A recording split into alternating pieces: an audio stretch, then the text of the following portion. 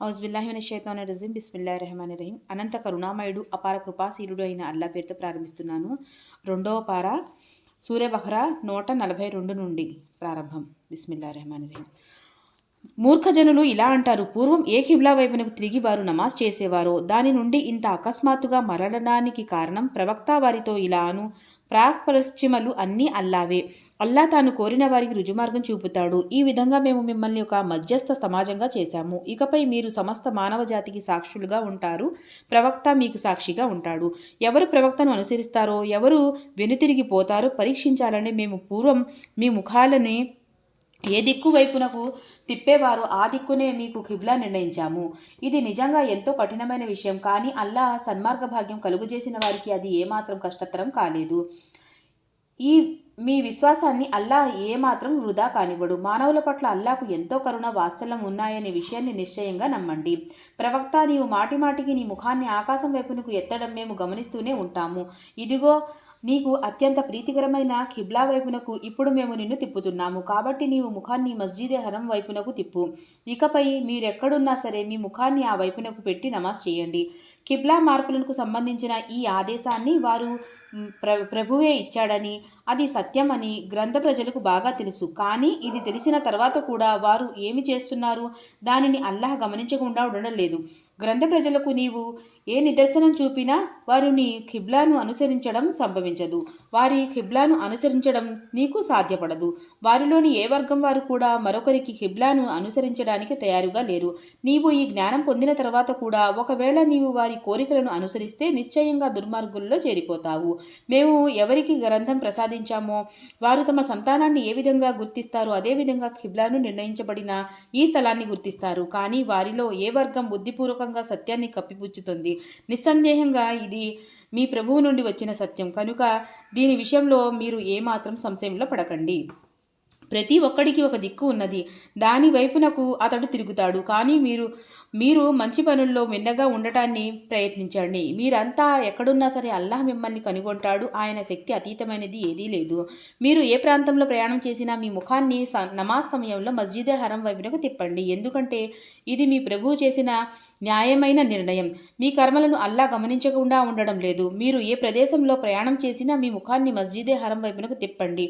మీరు ఎక్కడ ఉన్నా దాని వైపునకు తిరిగి నమాజ్ చేయండి. దీనివల్ల మీకు వ్యతిరేకంగా వాదించడానికి ప్రజలకు అవకాశం లభించదు. కానీ వారిలో దుర్మార్గులైన వారి నోరు ఎట్టి పరిస్థితుల్లోనూ ఊరుకోదు. అందుకని వారికి భయపడకండి, నాకు భయపడండి. ఇంకా నేను మీపై నా అనుగ్రహాన్ని పూర్తి చేశాను. మీరు నా ఈ ఆజ్ఞాపాలన ద్వారా సాఫల్య భాగ్యం పొందే అవకాశం ఉంది. ఆ ప్రకారంగానే ఈ విషయాల వల్ల మీకు సాఫల్యం భాగ్యం కలుగుతుంది. మేము మీలో నుండి ఒకరిని ప్రవక్తగా మీ మధ్యకు పంపాము. అతను మీకు మా వాక్యాలను వినిపిస్తాడు, మీ జీవితాలను తీర్చిదిద్దుతాడు, మీకు గ్రంథాన్ని దివ్య జ్ఞానాన్ని బోధిస్తాడు, మీకు తెలియని ఎన్నో విషయాలు నేర్పుతాడు. కనుక మీరు నన్ను జ్ఞాపకం ఉంచుకోండి, నేను మిమ్మల్ని జ్ఞాపకం పెట్టుకుంటాను. నాకు కృతజ్ఞతలు తెలపండి, నేను చేసిన మేలును మరవకండి. విశ్వాసులారా, సహనం ద్వారా నమాజ్ ద్వారా సహాయం అర్థించండి. సహనం కలవారికి అల్లా తోడుగా ఉంటాడు. అల్లా మార్గంలో చంపబడిన వారు మృతులు అనకండి. వాస్తవానికి వారి సజీవులు, కానీ మీరు వారి జీవితాన్ని గ్రహించలేరు. భయప్రమాదాలు, ఆకలి బాధలు, ధన ప్రాణ ఆదాయ నష్టానికి గురిచేసి నేను మిమ్మల్ని తప్పకుండా పరీక్షిస్తాను. ఈ పరిస్థితుల్లో మనస్థైర్యంతో ఉండేవారు కష్టకాలం దాపరించినప్పుడు మేమంతా అల్లాకే చెందిన వారము, అల్లాహ్ వైపునకే మరలిపోవలసిన వారము అనేవారికి శుభవార్తను తెలుపు. వారిపై వారి ప్రభువు తన అపూర్వ అనుగ్రహాలను కురిపిస్తాడు. ఆయన కారుణ్య ఛాయలు వారికి ఆశ్రయమిస్తాయి. వారే సన్మార్గగాములు. సఫా మర్వాలు నిశ్చయంగా అల్లాహ్ యొక్క చిహ్నాలు కనుక కాబా గృహానికి హజ్ చేసే కొరకు లేదా ఉమ్రా చేసే కొరకు పోయేవారు ఈ 2 కొండల మధ్య సై చేస్తే అది దోషం ఎంత మాత్రం కాదు. స్వచ్ఛందంగా హృదయపూర్వకంగా ఎవరైనా ఏదైనా సత్కార్యం చేస్తే అది అల్లాకు తెలుస్తుంది. ఆయన దానిని ఆదరిస్తాడు. మేము అవతరింపజేసిన స్పష్టమైన జ్ఞాన బోధనలు, ధర్మోపదేశాలు వాస్తవానికి మానవులందరి మార్గదర్శకత్వం కోసం అని మేము మా గ్రంథంలో విశదం చేసిన తర్వాత కూడా వాటిని దాచేవారిని అల్లాహ్ తప్పకుండా శపిస్తాడు. ఇంకా శపించే వారంతా వారిని శపిస్తారు. కానీ ఎవరు పశ్చాత్తాపంతో తమ ఈ వైఖరిని మానుకుంటారో, తమ నడవడికను సంస్కరించుకుంటుంటారో, తాము గోప్యంగా ఉంచుతూ వచ్చిన దానిని ప్రకటిస్తారో వారిని మేము క్షమిస్తాము. నేను అనితంగా క్షమించేవాడిని, అధికంగా కరుణించేవాడిని. అవిశ్వాస వైఖరి అవలంబించి అవిశ్వాసులుగానే అసువులు బారిన వారిని అల్లాహ్ ఆయన దూతలు ఇంకా ఆ మానవులు అందరూ శపిస్తారు. ఆ శాపగ్రస్త స్థితిలోనే వారు సదా ఉంటారు. వారి శిక్షను తగ్గించడం గాని వారిని మళ్లీ ఏ వ్యవధి ఇవ్వడం గాని సంభవించదు. మీ దేవుడు ఒక్కడే, ఆ కరుణామయుడు, ఆ కృపాకరుడు తప్ప మరొక దేవుడు లేడు. ఈ సత్యం గ్రహించడానికి ఏవైనా గుర్తులు తార్కాణాలు అవసరమైతే వివేకం ఉన్నవారిని భూమ్యాకాశాల నిర్మాణంలో రేయింబవులు ఒకదాని వెంట ఒకటి చేసే నిరంతరమైన ప్రయాణంలో ప్రజాబాహుళ్యానికి ఉపయోగపడే వస్తువులు మోసుకుంటూ నదులలో సముద్రాలలో సంచరించే ఓడలలో పైనుండి అల్లాహ్ కురిపించే వర్షపు నీటిలో తద్వారా ఆయన మృతభూమికి ప్రాణం పోస్తాడు. ఈ ఏర్పాటు ద్వారా భూమిలో వివిధ ప్రాణులను వర్ధిల్లజేస్తాడు. వాయువుల సంచారంలో భూమ్యాకాశాల మధ్య అల్లా ఆదేశాలను కట్టుబడి ఉన్న మేఘమాలికలలో అసంఖ్యకమైన సూచనలు కానవస్తాయి. కానీ అల్లా ఏకత్వాన్ని స్పష్టంగా బహిరంగంగా చాటి ఇన్ని సూచనలు ఉన్నప్పటికీ కొందరు అల్లాను కాదని ఇతరులను ఆయనకు సమానులుగా ప్రత్యర్థులుగా భావిస్తారు. వారు అల్లాహ్ పట్ల కలిగి ఉండవలసిన ప్రేమతో వారిని ప్రేమిస్తారు. కానీ విశ్వాసులు అన్నిటికంటే అధికంగా అల్లాని ప్రేమిస్తారు. సర్వశక్తులు సర్వాధికారాలు అల్లా గుప్పెట్లో ఉన్నాయని ఇంకా శిక్షించడంలో కూడా ఆయన చాలా కఠినుడు అని ఈ దుర్మార్గులకు మున్ముందు ఘోర శిక్షను ప్రత్యక్షంగా చూసిన తరువాత బోధపడే బదులు ఇప్పుడే బోధపడితే ఎంత బాగుంటుంది. అల్లా వారిని శిక్షించే సమయాన వారు ప్రపంచంలో ఏ నాయకుల ఏ మార్గదర్శకుల అడుగు జాడల్లో నడిచేవారో ఆ నాయకులు ఆ మార్గదర్శకులు తమ అనుచరులతో ఏమాత్రం సంబంధం లేని విధంగా ప్రవర్తిస్తారు. కానీ వారికి శిక్ష మాత్రం తప్పదు. ఇంకా వారు సకల సాధనా సంపత్తులు పరంపర తెగిపోతుంది. అప్పుడు అనుచరులు ఇలా అంటారు, మాకు ప్రపంచానికి మళ్ళీ తిరిగిపోయే మరొక అవకాశం లభిస్తే వారు ఈరోజు మమ్మల్ని త్యజిస్తూ ఉన్న విధంగానే మేము వారిని అప్పుడు త్యజిస్తాము. ఈ విధంగా ప్రపంచంలో వారు చేసిన కర్మలకు అల్లా వారి ముందు ఉంచుతాడు. వారు అప్పుడు నిస్పృహతో తీవ్ర అవమాన భారంతో కుంగిపోతారు. అయినప్పటికీ నరకాగ్ని నుండి బయటపడడం వారికి సాధ్యపడదు. ప్రజలారా, భూమిలోని ధర్మసమ్మతమైన పరిశుద్ధమైన వాటన్నిటినీ మీరు తినండి. శైతాన్ చూపే మార్గాలు తొక్కకండి. వాడు మీకు బహిరంగ శత్రువు. దుర్మార్గాన్ని అశ్లీలాన్ని చెయ్యండి అని వాడు మిమ్మల్ని ఆజ్ఞాపిస్తాడు. ఏ విషయాలను గురించి అయితే అల్లా చెప్పినట్లు మీకు తెలియదో ఆ విషయాలను అల్లా పేరుతో చెప్పండి అని మిమ్మల్ని ప్రేరేపిస్తాడు. అల్లా అవతరింపజేసిన ఆదేశాలను అనుసరించండి అని వారితో అన్నప్పుడు వారు మా పూర్వీకులు అవలంబిస్తూ ఉండగా చూసిన పద్ధతిని మేము అనుసరిస్తాము అని సమాధానం చెబుతారు. వారి పూర్వీకులు జ్ఞానం లేని వారైనప్పటికీ సన్మార్గం పొందని వారైనప్పటికీ వారు వారినే అనుసరిస్తూ పోతారా? అల్లా చూపిన మార్గాన్ని తిరస్కరించే వారు పోలిక ఇలా ఉంది. పశువుల కాపరి పశువులను కేకవేస్తాడు, కానీ అవి కేకలు అరుపుల ధ్వని తప్ప దేనిని వినలేవు. వారు చెవిటివారు, మూగవారు, గుడ్డివారు. అందుకని ఏ విషయం వారికి బుర్రకెక్కదు. విశ్వసించిన ప్రజలారా, నిజంగానే మీరు అల్లా ఆరాధకులు అయితే మేము మీకు ప్రసాదించిన పరిశుద్ధమైన వస్తువులను నిస్సంకోచంగా తినండి. అల్లాకు కృతజ్ఞతలు తెలపండి. అల్లా నిషేధించినవి ఏమన్నా ఉంటే అవి ఇవి మాత్రమే.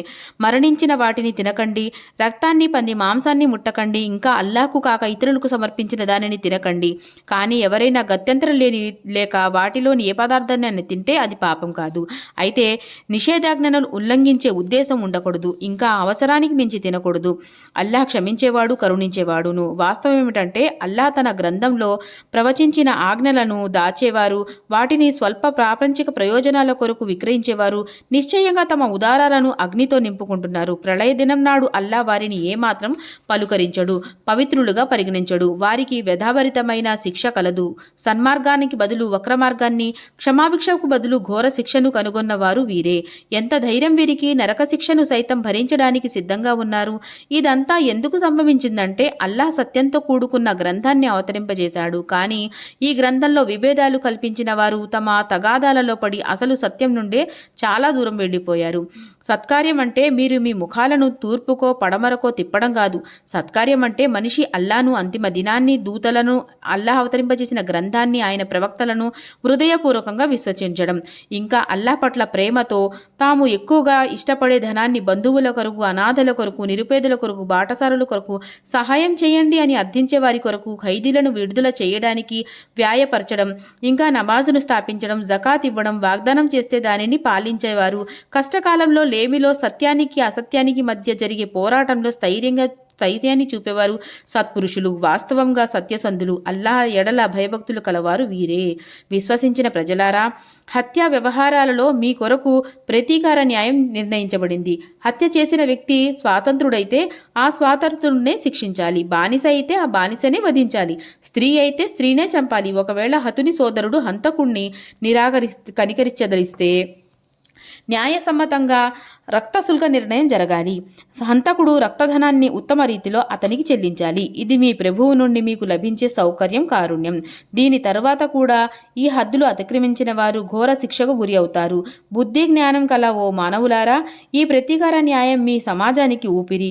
ఈ శాసనోల్లంఘనానికి మీరు దూరంగా ఉంటారని ఆశించబడుతుంది. మీలో ఎవరైనా మరణకాలం సమీపించినప్పుడు వారి ఆస్తిపాస్తులు కలవారైతే తమ తల్లిదండ్రులకు, బంధువులకు న్యాయసమ్మతంగా పంచిపెడుతూ మరణ శాసనం విధిగా వ్రాయాలి. ఇది అల్లాహ్ పట్ల భయభక్తుల కలవారికి విద్యుక్త ధర్మం. ఇంకా మరణ శాసనం విన్నవారు తరువాత ఒకవేళ దాన్ని మార్చితే దాని పాపమంతా ఆ మార్చిన వారిదే.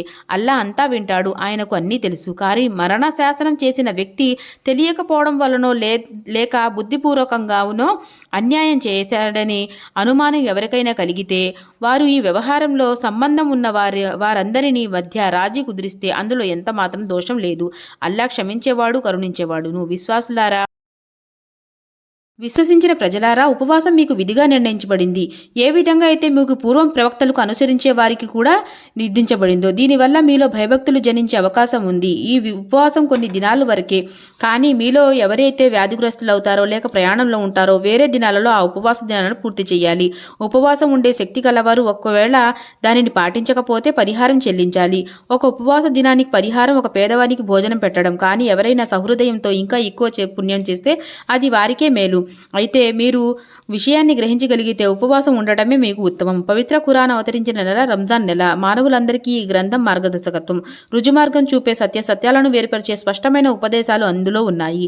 కనుక ఇక నుండి రంజాన్ నెల పొందిన వ్యక్తి ఆ నెల అంతా విధిగా ఉపవాసాలు ఉండాలి. కానీ వ్యాధిగ్రస్తుడైనా లేక ప్రయాణంలో ఉన్న ఆ ఉపవాస దినాలకు వేరే దినాలలో పూర్తి చేయాలి. అల్లాహ్ మీకు సౌలభ్యం కలుగజేయాలని అభిలాషిస్తున్నాడు. మిమ్మల్ని కష్టపెట్టాలని తలంపు ఆయనకు లేదు. కనుక మీరు ఉపవాస దినాల సంఖ్యను పూర్తి చేయగలగడానికి, అల్లాహ్ మీకు ప్రసాదించిన మోహోపదేశానికి, మీరు అల్లాహ్ ఔన్నత్యాన్ని కొనియాడడానికి, ఆయనకు మీరు కృతజ్ఞతలు తెలుపుకోవడానికి ఈ పద్ధతి తెలుపబడుతుంది. నా దాసులు నన్ను గురించి నిన్ను అడిగితే నేను వారికి అత్యంత సమీపంలోనే ఉన్నానని, పిలిచేవాడు నన్ను పిలిచినప్పుడు నేను అతని పిలుపులు వింటున్నాను, సమాధానం చెబుతాను అని ఓ ప్రవక్త వారికి నీవు తెలుపు. కనుక వారు నా సందేశం విని దానిని స్వీకరించాలి, నన్ను విశ్వసించాలి. ఈ విషయం నీవు వారికి వినిపించు. వారు రుజుమార్గం పొందే అవకాశం ఉంది. ఉపవాస కాలంలో రాత్రి సమయాలలో మీరు మీ భార్యల వద్దకు పోవడం మీకు ధర్మసమ్మతం చేయబడింది. వారు మీకు దుస్తులు, మీరు వారికి దుస్తులు. మీరు రహస్యంగా ఆత్మద్రోహానికి పాల్పడుతున్నారనే విషయం అల్లాహ్కు తెలిసిపోయింది. అయినప్పటికీ ఆయన మీ అపరాధాన్ని క్షమించాడు, మిమ్మల్ని మన్నించాడు.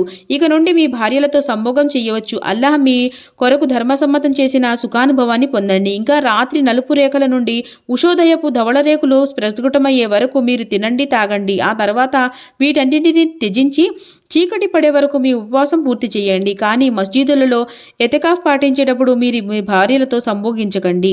ఇవి అల్లాహ్ ఏర్పరిచిన హద్దులు. వీటి దరిదాపులకు కూడా పోకండి. ఈ విధంగా అల్లాహ్ తన ఆజ్ఞలను ప్రజలకు స్పష్టం చేశాడు. తప్పుడు మార్గాల నుండి వారు తమను తాము రక్షించుకుంటారని ఆశించబడుతుంది. మీరు ఒకరి ఆస్తిని మరొకరు అన్యాయంగా కబళించకండి. బుద్ధిపూర్వకంగా అక్రమమైన రీతిలో ఇతరులకు ఆస్తిలో కొంత భాగం కాజేసే అవకాశం లభిస్తుందేమో అనే దురుద్దేశంతో దానిని న్యాయ నిర్ణేత వద్దకు తీసుకుపోకండి. ప్రవక్త, తరిగే పెరిగే చంద్రుని రూపాలను గురించి ప్రజలు నిన్ను అడుగుతుంటారు. నీవు వారికి ఇలా తెలుపు, తేదీల లెక్కలు హజ్ కాల నిర్ణయానికి అవి గుర్తులు. ఇంకా వారికి ఇలా చెప్పు, మీరు మీ ఇళ్లలోనికి వాటి వెనుక భాగం నుండి ప్రవేశించడం సత్కార్యం ఎంత మాత్రం కాదు. దైవాగ్రహానికి దూరంగా ఉండడమే అసలు నిజమైన సత్కార్యం. కనుక మీరు వాకిళ్ల నుండి ఇళ్లలోకి ప్రవేశించండి. అయితే అల్లాహ్కు భయపడుతూ ఉండండి. బహుశా మీకు వాస్తవమైన సాఫల్యం భాగ్యం కలగవచ్చు. మీతో పోరాడే వారితో మీరు కూడా అల్లాహ్ మార్గంలో పోరాడండి. కానీ హద్దులు అతిక్రమించకండి. హద్దులు అతిక్రమించే వారిని అల్లాహ్ ప్రేమించడు. మీకు వారు ఎక్కడ ఎదురైతే మీరు వారితో పోరాడండి. మిమ్మల్ని వారు ఎక్కడ నుండి పారద్రోలారో అక్కడ నుండి మీరు వారిని పారద్రోలండి. చంపడం చెడ్డదే, కానీ ఫిత్నా అంటే పీడన అంతకంటే చెడ్డది. మస్జిదే హరం వద్ద వారు మీతో యుద్ధం చేయనంత వరకు మీరు వారితో యుద్ధం చేయకండి. కానీ వారే అక్కడ కయ్యానికి కాలు దువ్వితే మీరు వారిని చంపడానికి వెనుదీయకండి. అవిశ్వాసులకు ఇదే తగిన శిక్ష. వారు యుద్ధం చేయడం మానుకుంటే మీరు మానండి. అల్లాహ్ క్షమించేవాడు, కరుణించేవాడు విషయం తెలుసుకోండి. పీడన అంటే ఫిత్నా అంతమయ్యే వరకు, దైవధర్మం స్థాపించబడే వరకు మీరు వారితో యుద్ధం చేస్తూనే ఉండండి. తరువాత వారు దానిని మానుకుంటే దౌర్జన్యపరులను తప్ప మరెవరిని శిక్షించకూడదు. నిషిద్ధ మాసానికి బదులు నిషిద్ధ మాసమే. నిషిద్ధ మాసాలన్నిటినీ అందరూ సమానంగా గౌరవించవలసిందే. కనుక మీపై ఎవరైనా దాడి చేస్తే మీరు వారిపై అదే విధంగా దాడి చేయండి. అయితే అల్లాహకు భయపడుతూ ఉండండి. అల్లాహ్ ఏర్పరిచిన హద్దులను అతిక్రమించకుండా ఉండే వారితోనే అల్లాహ్ ఉంటాడు అనే విషయం తెలుసుకోండి. అల్లాహ్ మార్గంలో ఖర్చు పెట్టండి. చేతులారా మిమ్మల్ని మీరు వినాశనం పాలు చేసుకోకండి. మేలు చెయ్యండి. మేలు చేసే వారిని అల్లాహ్ ప్రేమిస్తాడు. హజ్ను, ఉమ్రాహ్ను అల్లాహ్ సంతోషం కొరకు చెయ్యాలని సంకల్పించుకుంటే దానిని నెరవేర్చండి. మార్గమధ్యంలో చిక్కుకుంటే మీరు ఇవ్వదలిచిన కుర్బానీని అల్లాహ్కు సమర్పించండి. కుర్బానీ తన స్థానం చేరనంత వరకు మీరు శిరోముండనం చేయించుకోకండి. కానీ మీలో ఎవరైనా వ్యాధిగ్రస్తులై లేదా తలబాధకు లోనై కుర్బానీ తన స్థానానికి చేరక మునిపే శిరోముండనం చేయించుకుంటే దానికి పరిహారంగా ఉపవాసం ఉండాలి, లేదా దాన ధర్మాలు చేయాలి, లేదా కుర్బానీ ఇవ్వాలి. తర్వాత శాంతి భద్రతలు నెలకొన్నట్లయితే, మీరు హజ్కు ముందే మక్కా చేరుకున్నట్లయితే ఈ అవకాశం వినియోగించుకుంటూ హజ్ కాలం వచ్చే వరకు మీలో ఎవరైనా ఉమ్రా చేసి ఉన్నట్లయితే వారు తమ శక్తి తగిన విధంగా కుర్బానీ ఇవ్వాలి. కుర్బానీ ఇవ్వకపోతే హజ్ కాలంలో 3 ఉపవాసాలు, ఇంటికి తిరిగి వచ్చిన తర్వాత 7 ఉపవాసాలు, ఈ విధంగా మొత్తం 10 ఉపవాసాలు ఉండాలి. మస్జిద్ హరంకు సమీపంలో ఇల్లు వాకిలి లేనివారు ఈ సౌకర్యం వర్తిస్తుంది.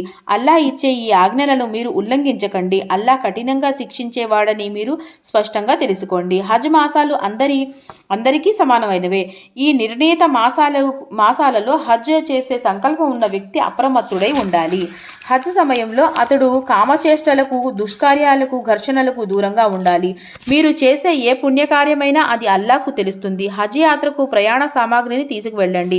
భయభక్తులు అన్నిటికంటే ఉత్తమమైన సామాగ్రి. కనుక వివేకవంతులారా, నాకు అవిధేయత చూపకండి. హజ్ యాత్రలో పాటు మీరు అల్లాహ్ అనుగ్రహం అన్వేషిస్తే అందులో దోషం లేదు. అరఫా నుండి బయలుదేరి మషరల్ హరాం ముజ్దలిఫా వద్ద ఆగి అల్లాహ్ను స్మరించండి. అల్లాహ్ మీకు బోధించిన విధంగా ఆయనను స్మరించండి. వాస్తవానికి మీరు పూర్వం మార్గం తప్పి నడిచేవారు. తరువాత ప్రజలంతా ఏ స్థానం నుండి వెనుకకు మరలారో అదే స్థానం నుండి మీరు మరలండి. క్షమించు అని అల్లాహ్ను వేడుకోండి. నిశ్చయంగా అల్లాహ్ క్షమించేవాడు, కరుణించేవాడును.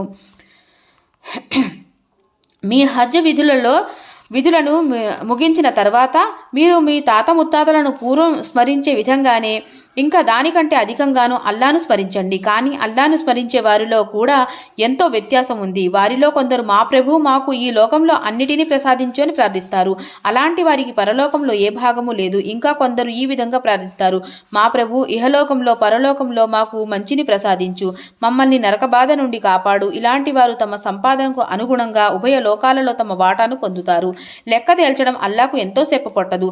మీరు అల్లాహ్ నామ సంస్మరణలో గడుపవలసిన రోజులు లెక్కకు కొన్ని మాత్రమే. త్వరగా 2 రోజుల్లోనే అక్కడ నుండి తిరిగి వెళితే అది ఏమాత్రం దోషం కాదు. ఎవరైనా ఇంకా కొంతకాలం ఉండి తిరిగి వెళ్ళినా తప్పులేదు. అయితే ఆ దినాలను అతడు భయభక్తులతో గడపాలి. అల్లాహ్ పట్ల అవిధేయతకు దూరంగా ఉండండి. ఒకవేళ మీరంతా ఆయన సన్నిధిలో హాజరు కావాల్సి ఉంది అని బాగా తెలుసుకోండి. మానవుల్లోని ఒకడు చెప్పే మాటలు ఇహలోక జీవితంలో నిన్ను ఎంతో రంజింపజేస్తాయి. కానీ తన సంకల్ప బుద్ధిని గురించి తెలుపడానికి అతడు అల్లాహ్ను మాటిమాటికి సాక్షిగా నిలబెడతాడు. కానీ వాస్తవంగా అతడు సత్యానికి బద్ధ విరోధి. అతనికి అధికారం లభించినప్పుడు అతడు లోకంలో కల్లోల వ్యాప్తికి, పంట పొలాల విధ్వంసానికి, మానవ సంతతి వినాశనానికి నిత్యం కృషి చేస్తాడు. అతడు సాక్షిగా నిలబెట్టే అల్లాహ్ కల్లోలాన్ని ఏమాత్రం సహించడు. అల్లాహ్కు భయపడు అని అతనితో అన్నప్పుడు అహంభావం అతనికి పాపానికి అంటుకుపోయేలా చేస్తుంది. అలాంటి వాడికి తగిన స్థలం నరకమే. అది అతి పెద్ద చెడ్డ నివాసం. మరోవైపున మానవుల్లోని మరొకడు అల్లాహ్ సంతోషం పొందడానికి తన పూర్తి జీవితాన్ని అంకితం చేస్తాడు. అల్లాహ్ అటువంటి తన దాసుణ్ణి అమితంగా ప్రేమిస్తాడు. విశ్వసించిన ప్రజలారా, మీరు పూర్తిగా ఇస్లాంలో ప్రవేశించండి. శైతాను అడుగుజాడలు తొక్కకండి. అతడు మీకు బహిరంగ శత్రువు. మీ వద్దకు వచ్చిన స్పష్టమైన హితోపదేశాలను మీరు స్వీకరించిన తర్వాత మళ్ళీ తప్పటడుగు వేస్తే అల్లాహ్ సర్వశక్తిమంతుడు, సర్వజ్ఞుడు అనే విషయం బాగా తెలుసుకోండి.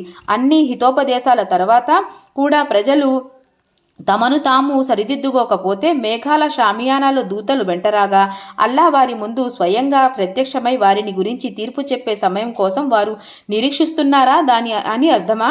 చివరకు అన్ని వ్యవహారాలు అల్లాహ్ ముందు పెట్టబడతాయి. మేము ఎన్ని స్పష్టమైన గుర్తులు వారికి చూపించామో ఇస్రాయిల్ వంశీయులను అడగండి. ఇంకా అల్లాహ్ అనుగ్రహ భాగ్యం కలిగిన తర్వాత దాన్ని దౌర్భాగ్యంగా మార్చుకునే జాతిని అల్లాహ్ ఎంత కఠినంగా శిక్షిస్తాడో కూడా వారిని అడగండి. అవిశ్వాస వైఖరి అవలంబించిన వారికి ఇహలోక జీవితం ప్రియమైనదిగాను మనోహరమైనదిగాను కనిపించేలా చేయబడింది. వారు విశ్వాస వైఖరి అవలంబించిన వారిని పరిహసిస్తారు. కానీ ప్రళయ దినం నాడు భయభక్తులు కలవారే వారికంటే ఉన్నత స్థానంలో ఉంటారు. ఇక ఐహిక సంపదనైతే తాను కోరిన వారికి లెక్క లేకుండా ఇచ్చే అధికారం అల్లాహ్కి ఉంది. ప్రారంభంలో మానవులంతా ఒకే మార్గం అనుసరించేవారు. కానీ తరువాత పరిస్థితులు మారాయి. అభిప్రాయ భేదాలు ఉత్పన్నమయ్యాయి. అప్పుడు అల్లాహ్ ప్రవక్తలను పంపాడు. వారు సత్య మార్గంలో నడిచే వారిని శుభవార్త వినిపించేవారు. వక్ర మార్గం అనుసరిస్తే దుష్ఫలితాలు కలుగుతాయని హెచ్చరించేవారు. సత్యం గురించి ప్రజలలో పొడసూపిన విభేదాలను పరిష్కరించడానికి వారితో పాటు పరమ సత్యం ఉన్న గ్రంథాన్ని కూడా పంపాడు. ఈ అభిప్రాయ భేదాలు తల ఎత్తడానికి కారణం ప్రారంభంలో ప్రజలకు సత్యం తెలుపకపోవడం ఎంత మాత్రం కాదు. ఈ విభేదాలను సృష్టించిన వారు సత్యజ్ఞానం ప్రసాదించబడ్డవారే. స్పష్టమైన హితోపదేశాలు పొందిన తర్వాత కూడా వారు కేవలం ఒకరికొకరు అన్యాయం చేసుకునే ఉద్దేశంతో అసలు సత్యాన్ని వదిలి విభిన్న పద్ధతులను సృష్టించుకున్నారు. అయితే ప్రవక్తలను విశ్వసించిన వారికి అల్లాహ్ తన అనుమతితో ప్రజలు వివాదపడిన సత్యాన్ని పొందే మార్గం చూపాడు. అల్లాహ్ తాను కోరిన వారికి రుజుమార్గం చూపుతాడు.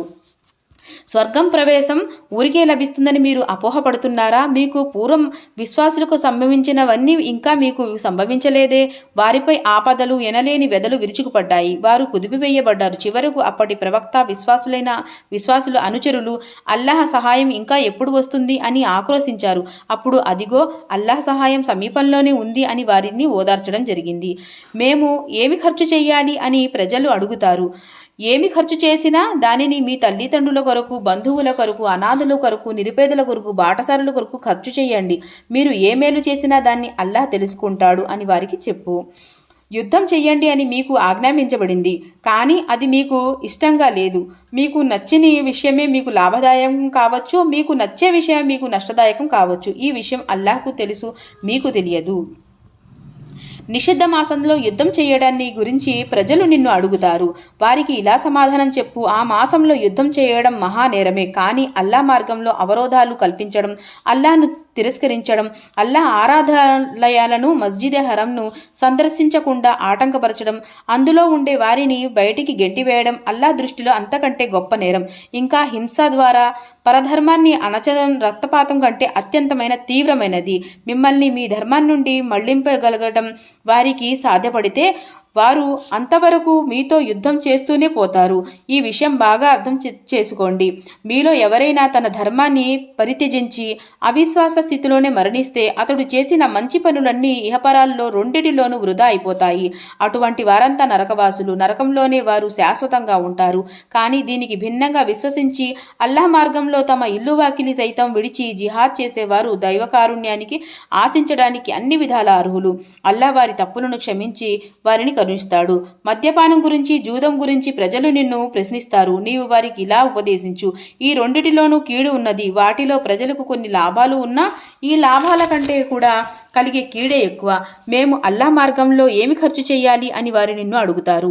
మీ నిత్యావసరాలకు పోగా మిగిలినది అని నీవు వారికి చెప్పు. ఇహపరాల చింతన మీలో కలిగేందుకు గాను అల్లాహ్ ఈ విధంగా తన ఆజ్ఞలను విశదీకరిస్తాడు.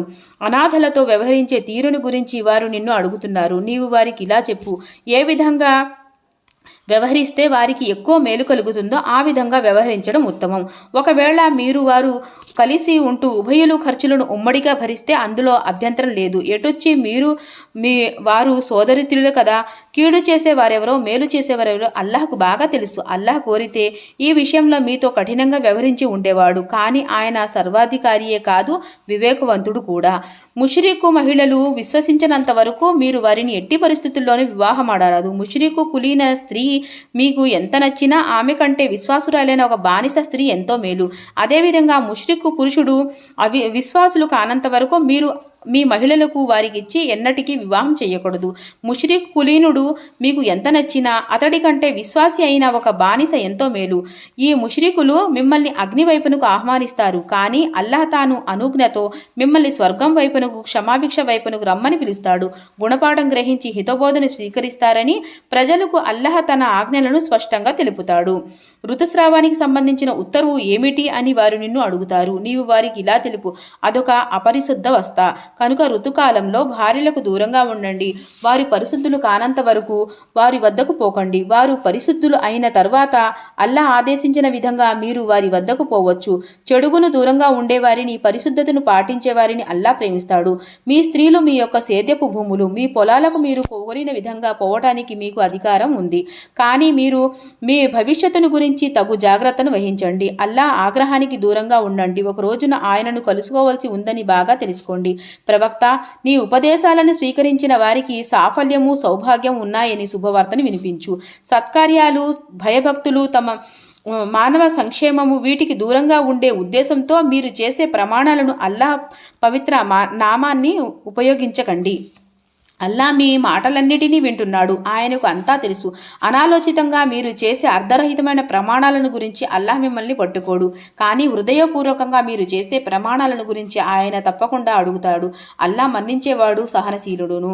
తమ భార్యలను కలవకూడదని ప్రమాణం చేసుకునే వారికి 4 మాసాల వ్యవధి కలదు. కానీ వారు తమ దాంపత్య జీవితాన్ని మళ్లీ ప్రారంభిస్తే అల్లాహ్ క్షమించేవాడు, కరుణించేవాడును. కానీ వారు చివరకు విడాకుల కొరకే నిర్ణయం తీసుకుంటే అల్లాహ్ అంతా వింటాడు. ఆయనకు అన్నీ తెలుసు అనే విషయం వారు తెలుసుకోవాలి.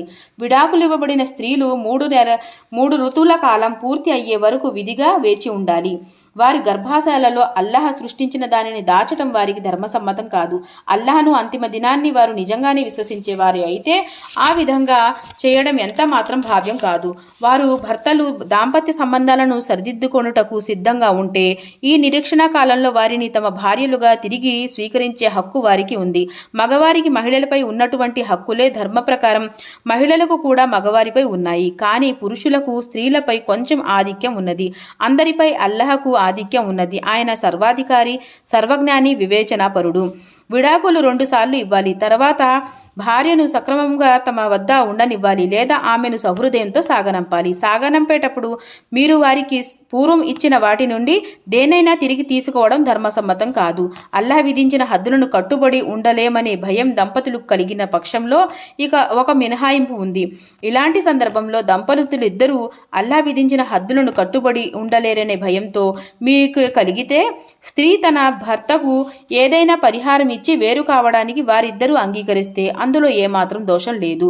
ఇవి అల్లాహ్ విధించిన హద్దులు. వీటిని అతిక్రమించకండి. అల్లాహ్ విధించిన హద్దులను అతిక్రమించేవారే దుర్మార్గులు. ఆ తర్వాత 2 సార్లు విడాకులు ఇచ్చిన తర్వాత భర్త భార్యకు 3వసారి విడాకులు ఇస్తే ఇక ఆ స్త్రీ అతనికి హలాల్ అంటే ధర్మసమ్మతం కాదు. ఆమె వివాహం వేరే పురుషునితో జరిగి అతడు ఆమెకు విడాకులు ఇస్తే తప్ప. అప్పుడు మొదటి భర్త ఈ స్త్రీ ఉభయులు తాము అల్లాహ్ హద్దుల్లో లోబడి ఉండగలమని భావిస్తే వారు పునర్వివాహం చేసుకోవడంలో దోషం లేదు.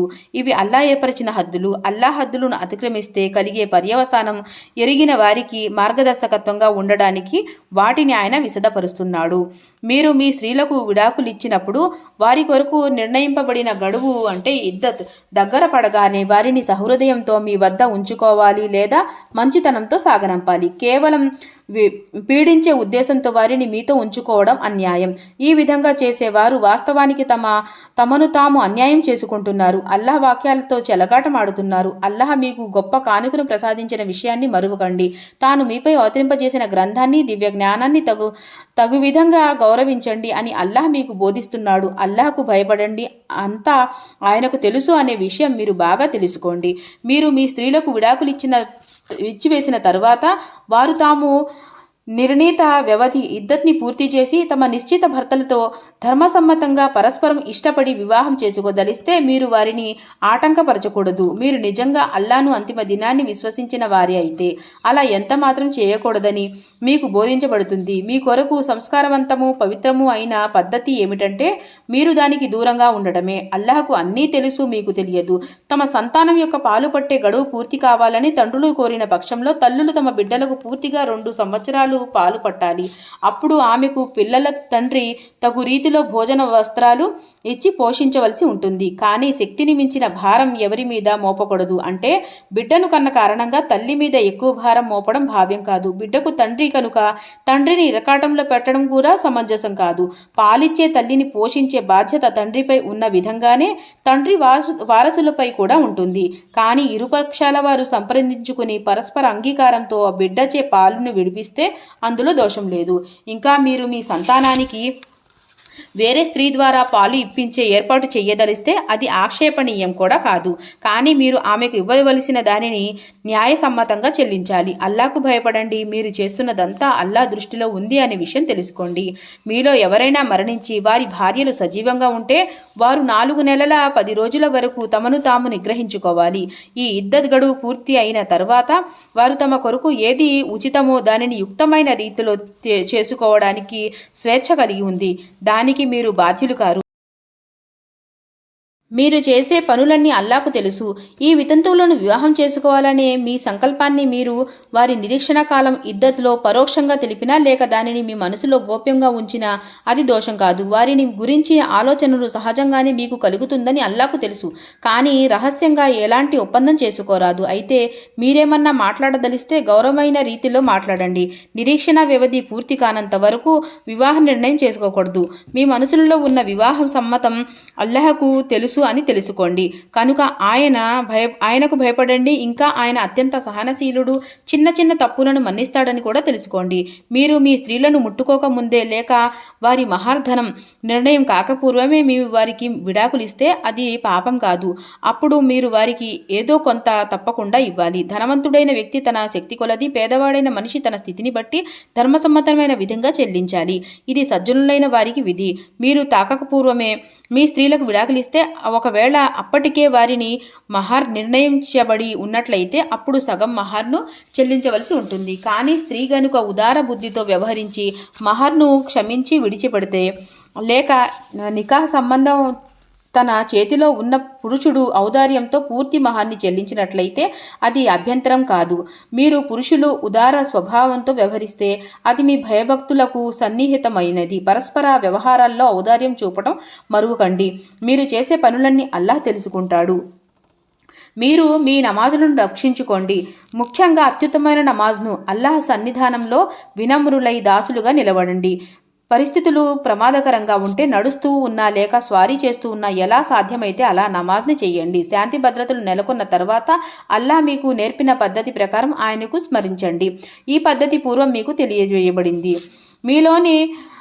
మీలోని ఎవరినైనా మరణించి వారి భార్యలు సజీవంగా ఉంటే వారు తమ భార్యలకు 1 సంవత్సరం వరకు భరణపు ఖర్చులు ఇవ్వాలని, వారిని ఇంటి నుండి బహిష్కరించరాదని ఒక వీలునామా వ్రాయాలి. కానీ వారు తామంతట తామే వెళ్ళిపోయి తమ విషయంలో ధర్మసమ్మతంగా ఏమి చేసినా దానికి మీరు బాధ్యులు కారు.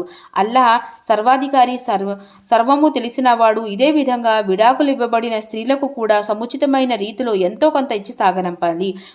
భయభక్తులు కలవారు దీనిని విధిగా పాటించాలి. ఈ విధంగా అల్లాహ్ తన ఆజ్ఞలను మీకు స్పష్టంగా తెలుపుతాడు. మీరు అర్థం చేసుకుని ప్రవర్తిస్తారని ఆశించబడుతుంది. మరణభీతితో తమ ఇళ్ళు వాకిళ్ళని విడిచి వెళ్లిన వారు ఉదాంతాన్ని గురించి నీవు తలపోసావా? వారు వేల సంఖ్యలో ఉండేవారు. అల్లా వారితో చావండి అని అన్నాడు. మళ్ళీ ఆయన వారిని బ్రతికించాడు. వాస్తవం ఏమిటంటే అల్లాహ్ మానవుల పట్ల అత్యంత అనుగ్రహం కలవాడు. కానీ చాలా మంది కృతజ్ఞతలు చూపరు. ముస్లింలారా, అల్లా మార్గంలో యుద్ధం చేయండి. అల్లాహ్ అన్నీ వింటాడు. ఆయనకు అంతా తెలుసు అని మీరు బాగా తెలుసుకోండి. అల్లాహ్ను మంచి రుణం ఇచ్చేవారు మీలో ఎవరైనా ఉన్నారా? దానిని ఆయన ఎన్నో రెట్లు అధికం చేసి తిరిగి ఇస్తాడు. ఐశ్వర్యాన్ని తగ్గించడం, అధికం చేయడం అంతా ఆయన చేతుల్లోనే ఉంది. ఆయన వైపునకు మీరంతా తిరిగి పోవలసి ఉంది. మూసా నిర్యాణం తరువాత ఇస్రాయిల్ నాయకులకు ఎదురైన పరిస్థితులను గురించి నీవు ఆలోచించావా?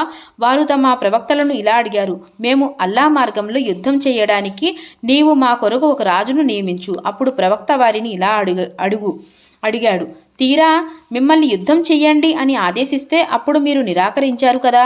వారు ఇలా అన్నారు: మేము మా ఇళ్ల నుండి గెంటివేయబడ్డాము, మా పిల్లలు మాకు దూరం చేయబడ్డారు. అలాంటప్పుడు మేము అల్లా మార్గంలో యుద్ధం చేయకుండా ఉండడం అనేది ఎలా సాధ్యం? కానీ యుద్ధం చెయ్యండి అని ఆజ్ఞాపించగానే వారిలో కొందరు తప్ప అందరూ వెన్ను చూపారు. ఈ దుర్మార్గుల్లో ప్రతి ఒక్కడు అల్లాహకు తెలుసు. వారి ప్రవక్త వారితో ఇలా అన్నాడు, మీకు ఏలికగా అల్లాహ్ తాగూత్ను నియమించాడు. ఇది విని వారు ఇలా అన్నారు, మాపై రాజ్యం చేసే హక్కు అతనికి ఎలా సంక్రమిస్తుంది? రాజ్యం చేసే హక్కు అర్హతలు అన్నిటికంటే మాకే ఎక్కువగా ఉన్నాయి, ఎందుకంటే అతడు శ్రీమంతుడు కాదు. దానికి సమాధానంగా ప్రవక్త వారితో ఇలా అన్నాడు, మీకు బదులుగా అల్లాహ్ అతనినే ఎన్నుకున్నాడు. అల్లాహ్ అతనికి బుద్ధి బలాన్ని కండబలాన్ని సమృద్ధిగా ప్రసాదించాడు. తాను కోరిన వారికి తన రాజ్యం ప్రసాదించే అధికారం అల్లాహ్కు ఉంది. అల్లాహ్ అంతా వ్యాపించి ఉన్నాడు, సర్వము తెలిసినవాడు. వారి ప్రవక్త వారికి ఇంకా ఈ విధంగా తెలియజేశాడు, అల్లాహ్ అతనిని మీపై రాజుగా నియమించాడు అనటానికి తార్కాణం ఏమిటంటే, అతని ప్రభుత్వ కాలంలో మీ పెట్టే అర్క్ మీకు తిరిగి లభిస్తుంది.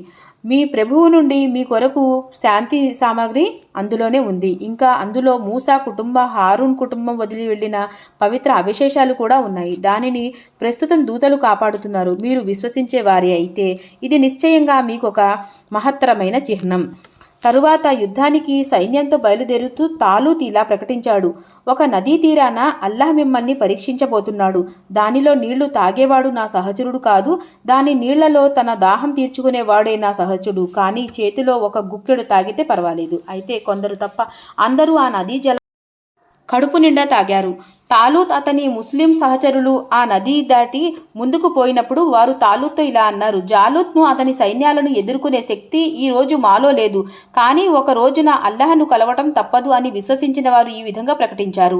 ఒక చిన్న వర్గం ఒక పెద్ద వర్గాన్ని అల్లాహ్ అనుమతితో జయించడం ఎన్నోసార్లు జరిగింది. అల్లాహ్ సహచర్యం స్థైర్యం కలవారికి లభిస్తుంది. జాలూత్తో అతని సైన్యంతో పోరాడడానికి బయలుదేరుతూ వారు ఇలా ప్రార్థించారు, మా ప్రభువు మాకు స్థైర్యాలను ప్రసాదించు, మా కాళ్లకు నిలకడ చేకూర్చు, అవిశ్వాస వర్గంపై మాకు విజయం అనుగ్రహించు. చివరకు అల్లాహ్ అనుజ్ఞతో వారు అవిశ్వాసులను ఓడించి పారద్రోలారు. దావూద్ జాలూత్ను సంహరించాడు. అల్లాహ్ అతనికి రాజ్యాధికారాన్ని బుద్ధి కౌశల్యాన్ని ప్రసాదించాడు. ఇంకా తాను కోరిన విషయాలను జ్ఞానాన్ని ఆయన అతనికి ప్రదానం చేశాడు. ఈ విధంగా అల్లాహ్ మానవులకు ఒక వర్గాన్ని మరొక వర్గం ద్వారా తొలగించకపోతే భూలోక వ్యవస్థ చిన్నాభిన్నమై ఉండేది. కానీ ప్రపంచ మానవులపై అల్లాహకు ఎనలేని అనుగ్రహం కనుకనే ఈ విధంగా ఆయన అరాచకాన్ని సంక్షోభాన్ని రూపుమాపే ఏర్పాటు చేస్తూ ఉంటాడు. సదఖల్లాహుల్ అజీమ్. అల్హమ్దులిల్లా. ఇక్కడితో మనకి 2 పారాలు అనేది పూర్తి అయ్యింది.